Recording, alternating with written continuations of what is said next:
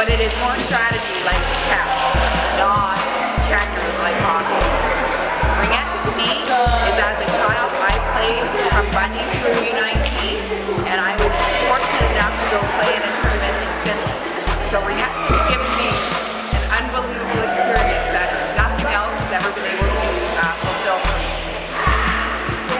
There are still opportunities of playing in international tournaments. There's national Ringette teams, and Ringette may not be an Olympic sport yet.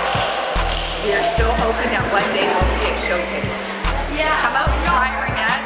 Callan Ringette is a super association who has a lot of